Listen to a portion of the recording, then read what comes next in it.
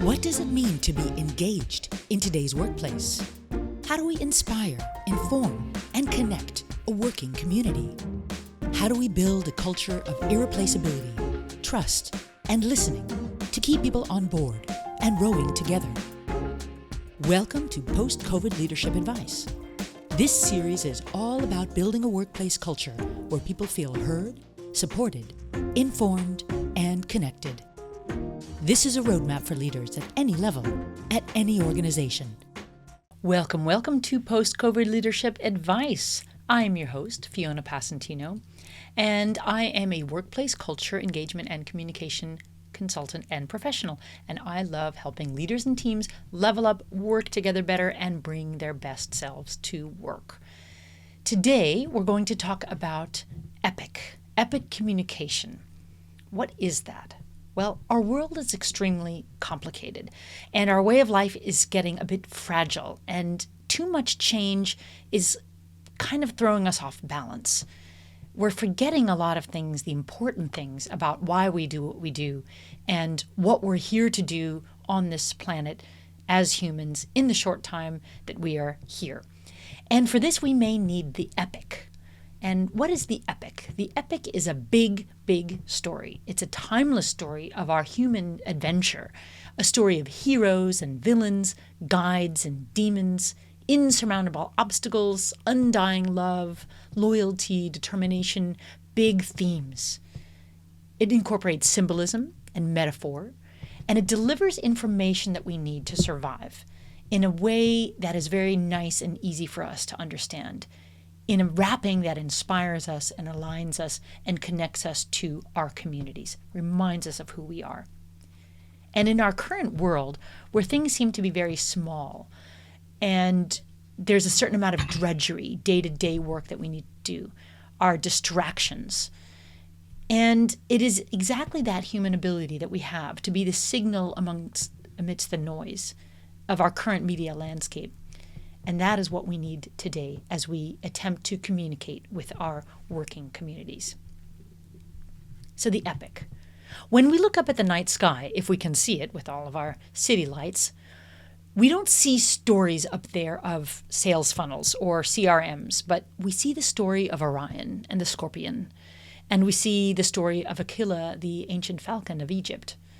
These are the very same stars that our parents saw, that their parents saw, and the ancient Greeks, and the ancient Egyptians, and the Chinese traders along the Silk Road. When they looked up at those same stars, they saw the stories that inspired them, that gave them just a little bit more courage to carry on and face some difficulty or deal with uncertainty.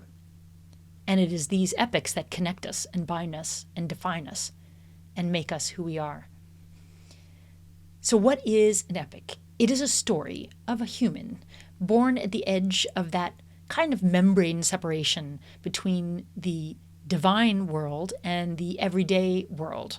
So you have just a regular old person who is given a task, a quest, a monster to slay, a mystery to solve, a person to find. And then what unfolds is we see this hero, not yet a hero, just an ordinary person, pass through this membrane into another world, into a world of fantasy and magic and darkness and evil and good, and face some really superhuman obstacles. And along the way, learn a thing or two about the human condition and grow. The purpose of the epic is to, of course, entertain us and keep us in our caves at night without wanting to go and wander out and be eaten by a bear, to keep us together, to align us, to inspire us. But it is a vessel containing the collected wisdom and the culture of the tribe. So the storytellers of old would take their tribes through this membrane, separating the real and the mythical, explain away all the things that nobody really understood by using magic, and hold everybody's attention using a few very basic tools: silence, simplicity, repetition, and it's those tools that we are going to dive into today. Our stories today are not quite as easy as don't eat that berry or watch out for bears. They're pretty complex. They have to do with digital transformation, artificial intelligence, big data, privacy. These are very intricate products and processes. They require near immediate understanding, rapid implementation, and they are vastly more complex and connect us to a very interconnected world. But they are not very easy to explain, and they are not very easily to emotionally bind to and connect with as humans. And so it's exactly for this reason that we need to tap into these ancient skills of the storyteller and retell these stories in the form of epics. So the first tool is the story. The epic, at its base, is a narrative. It is a story of a person, of a process, of a thing, of a village in time and space, and something happened that has a beginning, a middle, and hopefully a happy end. If you attempt to transfer information and knowledge from one human to another with just pure facts in a vacuum, it's not going to go well. We're not going to remember it. We're not two computers that can be hooked up to a Thunderbolt cable and just transfer information. We need the story to convey the knowledge and remember it. We humans are hardwired to relate to stories. Our brains actually light up when we hear this narrative. It's in the same way as if we're having the experience ourselves. So therefore, if I tell you the story of how I burned my hand this morning on the stove, your brain will light up in the same way as if your hand were being hurt by the same stove, even though it happened to me. That's how we experience stories, and that opens up our memory chambers. So the story and the lessons that come with that story will enter into your brain, just like it has entered my brain with the actual experience that I had. The story is also a positive experience. We enjoy listening to stories. We enjoy retelling them. And whenever we have a positive feeling towards learning material and information, we show improved recall and comprehension. The effect is then increased if it's a good story. We have more of an emotional connection to it, and we actually inflate our perception of the learning material as effective when it is connected to a story. It increases our motivation, it increases our satisfaction, it even reduces our isolation and loneliness, which is actually a problem in today's workspaces. And the other thing that it does, when we start to understand this kind of tooling and we kind of use this literacy, is that this speaks to people of all cultural backgrounds. Whether you grew up listening to stories of the Iliad or the Odyssey or the Mahabharata, it doesn't matter. These tools work the same in all these different cultures. And when we get to know different cultures, we can speak to other people who have different backgrounds with the same language. Tool number 2 in the epic are epic archetypes. Each one of these stories has some common people that come back over and over again. They have different names, they have slightly different roles, but we can recognize them around the world, whether the story is from a Hawaiian story or South American or Western or Asian, it doesn't matter. Most of these stories have these same elements. You'll have a hero, you'll have a very easily recognizable villain, you'll have some sort of a guide. You'll have a temptress, somebody who is pulling the hero away from the righteous path into the dark way of thinking. That person has to be overcome. You'll have a fool, somebody who tries to lead the hero off track because of lies or foolish advice. And you'll have people who exemplify weakness, a weak crowd, a weak leader, a weak partner. So all of these archetypes come back around and around. And no matter where we are on our own journeys in life, we have these people around us too in our daily lives. All of us are heroes in our own life. And every day we will have a villain that we have to deal with. We will have somebody to guide us along the way, some sort of a mentor.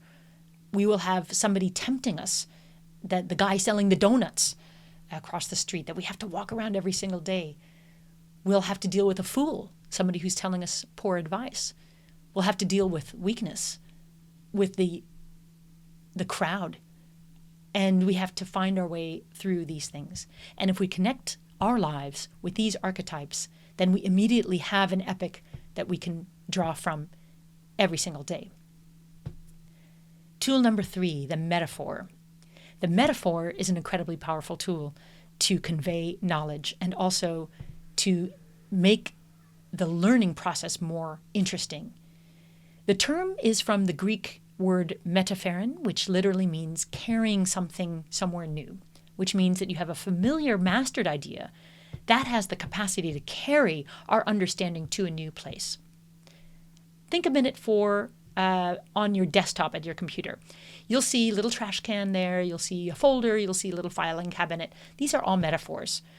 If you try to have this kind of interface in the actual language of a computer, it will drive you crazy. But if you use the metaphors, everybody knows what a folder is. Everybody knows what a trash can is.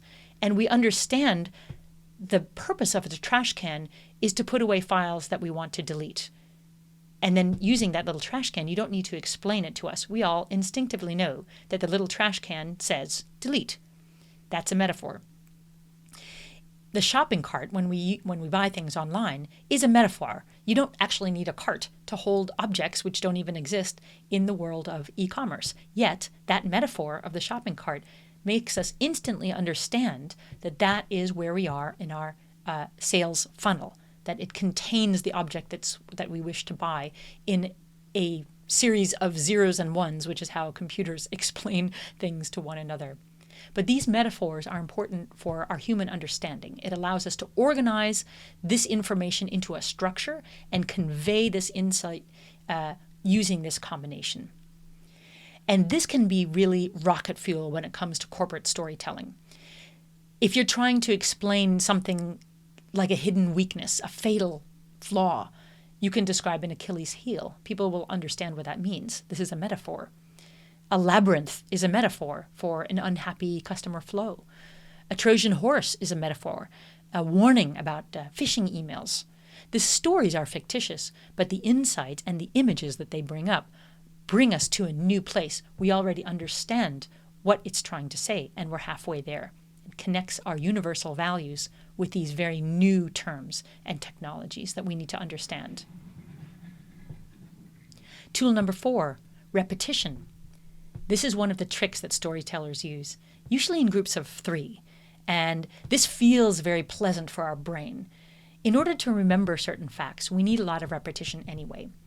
And this type of repetition, when we take one sentence, we repeat half of it, and we vary the other half, gives us something to grab onto as a brain. So take this example. It was another typical day at the office. Marge from IT was setting out the muffins for her birthday party later in the afternoon. It was another typical day at the office. Emile was sending out reminders to turn in the slides for the all-hands for the 3rd time. It was another typical day at the office. Supply chain had a breakthrough and solved last week's materials crisis. So the combination of knowing what's coming next and the new information that is following puts us into this kind of pattern recognition mode, which tends to hyper-focus our brains on the variation part of the story. And that's why we remember it. Our brains can relax in the first part of the story because we know what's coming, and then really focus specifically on the variable. And this repetition tool is allowing us to pre-organize the incoming information so that our brains can process it and understand it and file it without having to do too much of the heavy work on its own. Tool number 5, the call to purpose. The story of any organizational change can be made larger and more exciting than it already is. The hero is an IT manager. The impossible task that she has is the implementation of continuous delivery. Armed with a crude map, a few magical tools from upper management, a reward at the end, sacrifices along the way, the hero leaves her cubicle to answer the call to adventure, passing through the membrane to the magical world of the 4th floor, battling her way with patience, loyalty, bravery, becoming lost in a morass, join in battle with a ferocious monster, the CMS, which is non-compliant, and then she returns to from the magical world into her everyday world, bearing the fruits of her victory, the golden fleece. She has reimagined object-oriented coding to enrich her tribe. All right, now this is a silly example, but any story no matter how bland, can be turned into an epic story. The epic's job is to entertain and engage and connect the tribe and bring it together. But equally, the epic's job is to inform. Why are we doing all these things? What's the wider vision and purpose behind us picking up the next customer support ticket with an angry person at the other end? Why are we filling in those spreadsheets again? Why are we filling out our cost centers with accounting day after day? Are we doing it just for the money? Chances are, if we're younger, under 40, we are going to need a whole lot more than just a paycheck. We're going to need purpose. And these epics connect us with our purpose, even when the jobs that we do are mundane and repetitive.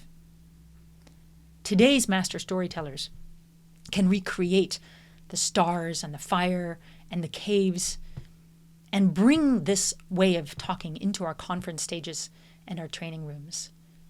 The use of these tools, silence, simplicity, repetition, metaphor, can bring these listeners across the membrane and into this magical world. And these crises that we're dealing with, these very small human crises of IT compliance, are coming more common. And we're going to need these kinds of tools for the rapid dissemination of vital information. And just as urgently, we need this connection, inspiration, and belonging. We need the why as much as we need the what. In the years to come, we're not going to remember how to blur our backgrounds in our video calls or how to share our PowerPoints.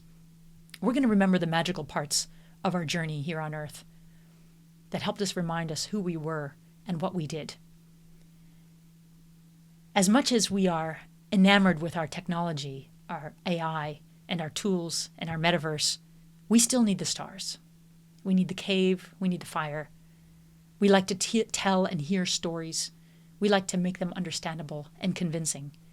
We like to inspire and be inspired. We like to align people and be aligned. We like to feel connection with people of different backgrounds. This contrasting need for both fact and myth, information, purpose, technology, and the ancient all come together and can coexist peacefully in our minds. We are not so advanced that we can't long for these old storytellers as urgently as we await the release of the latest iPhone. So good luck out there and tell their stories. Thank you for being a part of this episode. Subscribe, follow, so you never have to miss another one. These ideas are based on the Comic Books for Executive series. Go to postcovidhandbook.com